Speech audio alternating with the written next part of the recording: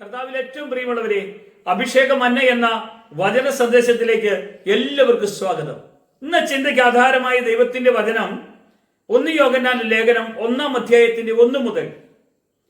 വിശുദ്ധ യോഹന്നാൻ തന്നെ തന്റെ ലേഖനം എഴുതുമ്പോൾ ആ ലേഖനത്തിൽ യോഹന്നാൻ പറയുന്ന സംഭവമാണ് ആദ്യം മുതലുള്ളതും ഞങ്ങൾ കണ്ടതും ഞങ്ങൾ കേട്ടതും സ്വന്തം കണ്ണുകൊണ്ട് കണ്ടതും ഞങ്ങൾ നോക്കിയതും ഞങ്ങളുടെ കൈ തൊട്ടതുമായ ജീവന്റെ വചനം സംബന്ധിച്ച് ജീവൻ പ്രത്യക്ഷമായി ഞങ്ങൾ കണ്ടു സാക്ഷീകരിക്കുകയും പിതാവിനോട് കൂടെ ഇരുന്ന് ഞങ്ങൾക്ക് പ്രത്യക്ഷമായി നിത്യജീവനെ നിങ്ങളോട് അറിയിക്കുകയും ചെയ്യുന്നു.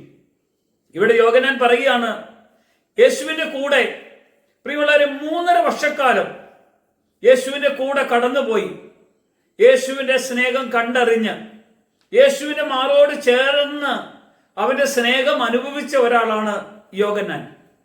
ഈ യോഹന്നാൻ പറയുകയാണ്, ആദ്യം മുതലുള്ളതും ഞങ്ങൾ കേട്ടതും സ്വന്തം കണ്ണുകൾ കൊണ്ട് കണ്ടതും ഞങ്ങൾ സൂക്ഷിച്ചു വീക്ഷിച്ചതുമായ ജീവന്റെ വചനം സംബന്ധിച്ചാണ് ഞങ്ങൾ പറയുന്നത്. യോഹന്നാൻ പറഞ്ഞത് വെറുതെയുള്ള ഒരു കാര്യമല്ല. യോഹന്നാൻ ശ്ലീഹ, ആ സുവിശേഷകൻ, യേശുക്രിസ്തുവിന് വേണ്ടി തന്റെ ജീവനെ കൊടുക്കുവാൻ മടിയില്ലായിരുന്നു. യേശുവിന് വേണ്ടി ജീവിക്കുകയായിരുന്നു.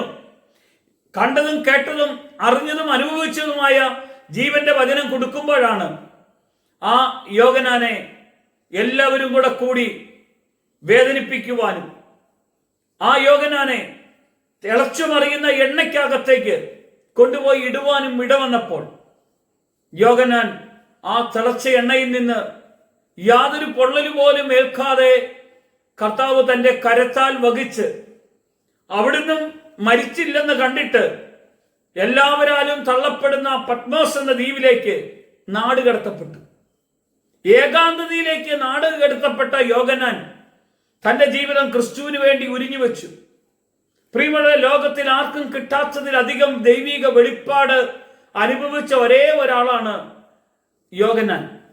യോഹന്നാന്റെ ജീവിതം വെളിപ്പാട് പുസ്തകം 1-ാം അധ്യായം തുടങ്ങി നമുക്ക് കാണുന്നത്, ഈ വചനം നിങ്ങൾ വായിക്കുന്നവർ ഭാഗ്യവന്മാരാണ്, കേൾക്കുന്നവർ ഭാഗ്യവന്മാരാണ്, ഇത് അനുസരിക്കുന്നവർ ഭാഗ്യമുള്ളവരാണ്.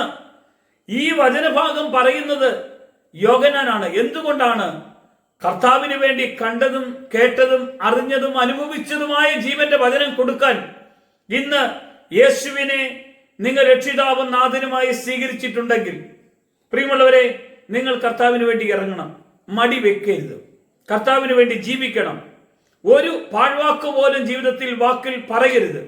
നമ്മൾ കർത്താവിന് ഇഷ്ടമില്ലാത്ത ഒരു ചിന്ത നമ്മുടെ ഉള്ളിൽ വരരുത്. കർത്താവിന്റെ കൂടെ ജീവിക്കണം.